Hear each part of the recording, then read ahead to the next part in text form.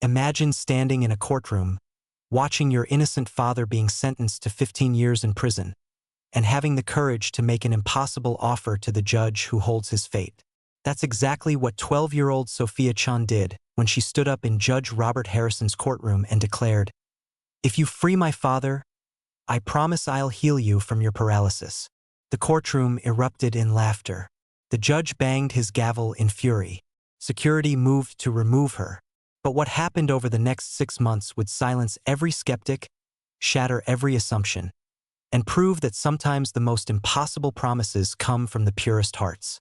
This is a true story that challenges everything we think we know about justice, healing, and the power of a child's determination. Judge Robert Harrison had presided over criminal cases for 23 years from behind his imposing bench in downtown Portland. But for the past 14 months, he'd done so from a wheelchair, paralyzed from the waist down after a car accident that doctors said had caused irreversible spinal damage.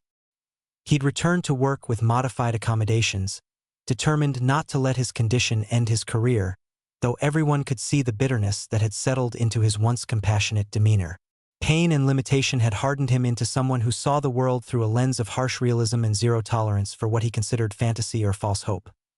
The case before him that Tuesday morning seemed straightforward. Dr. David Chun, a research scientist, stood accused of stealing proprietary research from the pharmaceutical company that employed him. The prosecution's evidence appeared overwhelming: emails, documents, testimony from colleagues. Dr. Chen's defense was that he discovered his company was falsifying drug trial data that endangered patients, and he'd taken the research to expose the fraud, not for personal gain. He'd reported it to the FDA and media outlets, actions he believed were morally necessary but legally complicated. Judge Harrison, unmoved by arguments about whistleblowing and moral imperatives, was preparing to sentence Dr. Chan to 15 years in federal prison. That's when Sophia Chan stood up in the gallery, a small 12-year-old girl with her mother's hands gripping her shoulders, trying to pull her back down. But Sophia shook free and spoke with a voice that carried across the silent courtroom. "Your Honor, my father is innocent. He was trying to save people's lives. But I know you don't believe that, and I know you're going to send him to prison anyway. So I want to make you a deal." Judge Harrison's eyes narrowed. "Young lady, sit down immediately. This is not a negotiation." But Sophia didn't sit. "If you give my father a suspended sentence and let him come home, I promise I will heal you. I will help you walk again." The courtroom exploded. The prosecutor objected. The defense attorney looked horrified. Spectators murmured in disbelief. And Judge Harrison's face turned crimson with rage. "This is contempt of court," he thundered. "Remove this child immediately." But as security approached, something in Sophia's eyes made him pause. There was no manipulation there, no theatrical performance, just absolute conviction and desperate hope. "Wait," he said, his voice quieter now. "Explain yourself." Sophia took a breath, tears streaming down her face. "I've been studying your case, Your Honor. I've read everything about your injury, and I've been learning physical therapy and neural rehabilitation because I want to be a doctor like my dad. I know I can help you if you'll just give me the chance. Please, let my father come home, and I'll prove it to you." Judge Harrison should have dismissed this immediately. He should have cited the inappropriateness, the impossibility, the sheer absurdity of a child claiming she could accomplish what teams of medical professionals had declared impossible. But something stopped him. Maybe it was the recognition that this child believed in her father's innocence with the same unshakable certainty she expressed about her ability to help. Maybe it was exhaustion from months of pain and therapy that led nowhere. Or maybe, buried beneath his hardened exterior, was a tiny ember of the man he'd been before the accident. Someone who believed in second chances and the possibility of redemption. "Your father has been convicted by a jury," Judge Harrison said slowly. "The evidence against him is substantial. What you're offering is medically impossible, and even if it weren't, it would be deeply inappropriate to base a legal decision on such a bargain."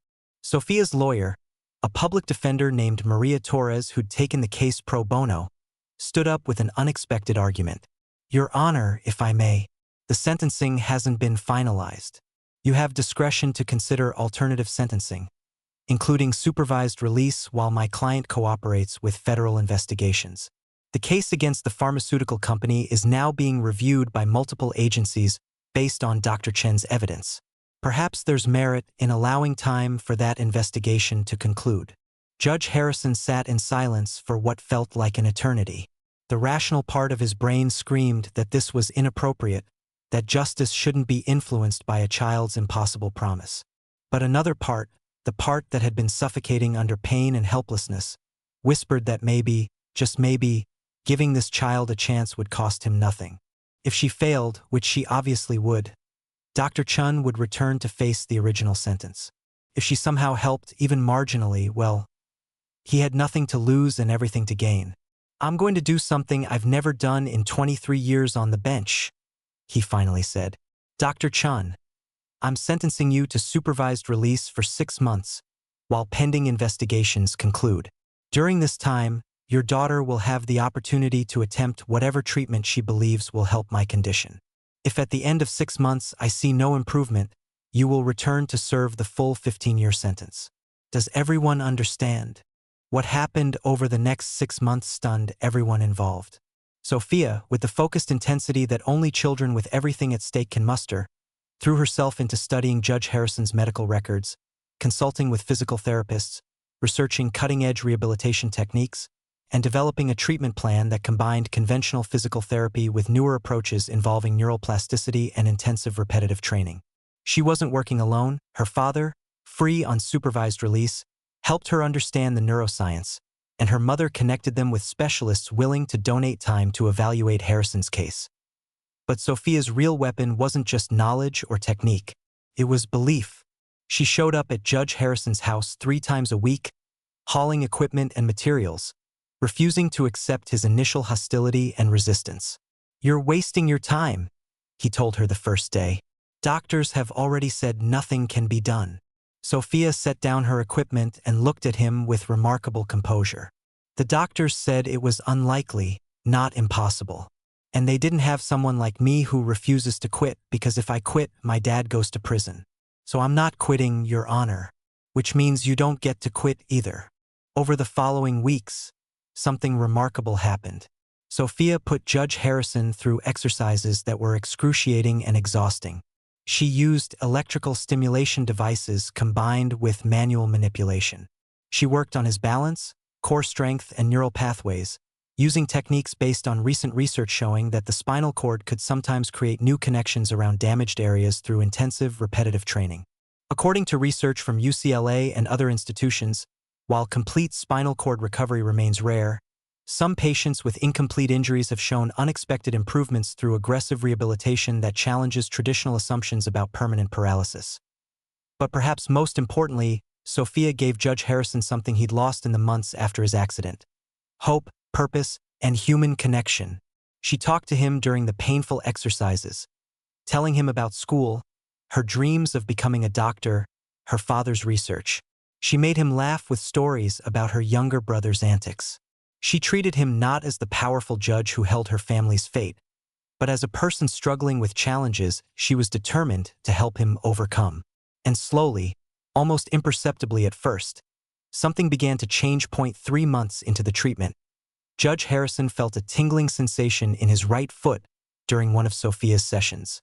He didn't mention it immediately, afraid it was his imagination or a cruel false hope, but the sensation returned during the next session, stronger.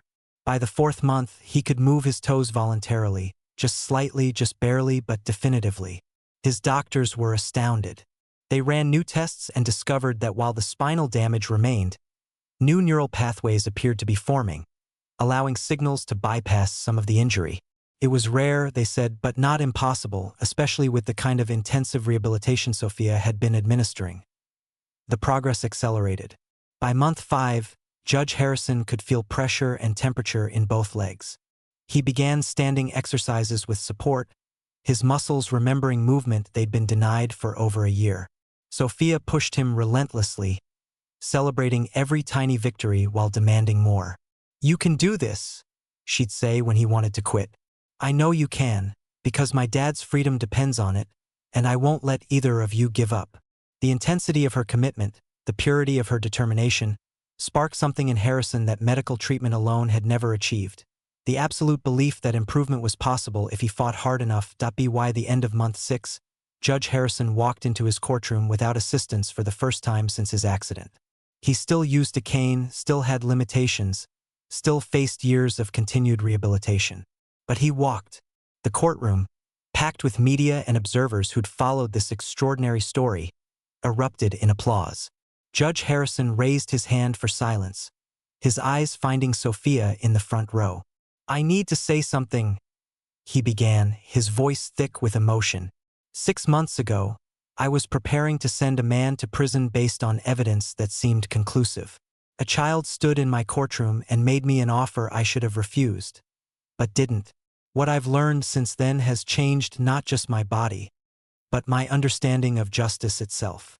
Judge Harrison continued, "During these months, I've had the privilege of getting to know Dr. David Chun and his remarkable family.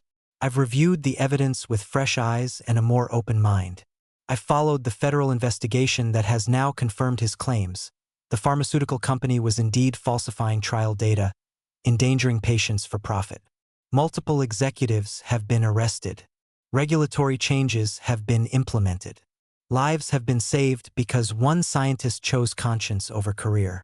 I realize now that I was so hardened by my own suffering that I'd lost sight of the complexity of justice, the possibility that truth and law don't always align, and the importance of mercy alongside judgment." He looked directly at Dr. Chun. "Dr. Chun, your conviction is vacated. The evidence shows you acted as a whistleblower, not a thief. The charges against you are dismissed with prejudice. You're free to return to your research, your family, and your life." The courtroom exploded again, but Judge Harrison wasn't finished. He turned to Sophia.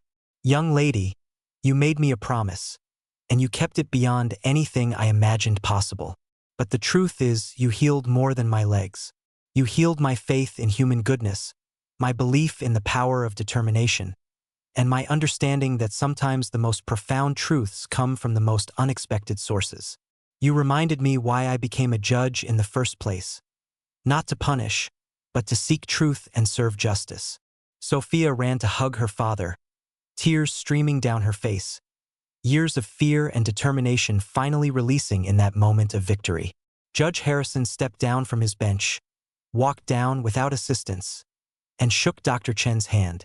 "Thank you for raising such an extraordinary daughter," he said quietly. "She saved both of us." The story made international headlines.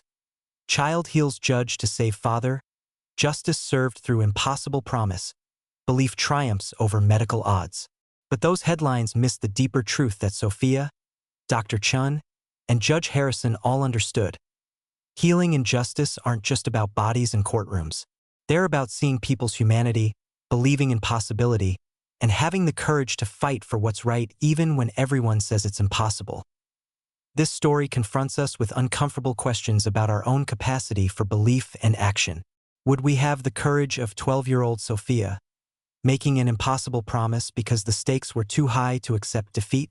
Would we have the wisdom of Judge Harrison, choosing to be vulnerable and open to unexpected possibilities despite a lifetime of professional skepticism? Would we have the integrity of Dr. Chun, sacrificing his career and freedom to expose dangerous truths? Sophia's promise wasn't just about physical healing. It was about the power of absolute commitment, the strength that comes from fighting for someone you love, and the miracles that become possible when we refuse to accept that anything is truly impossible. She didn't just help Judge Harrison walk.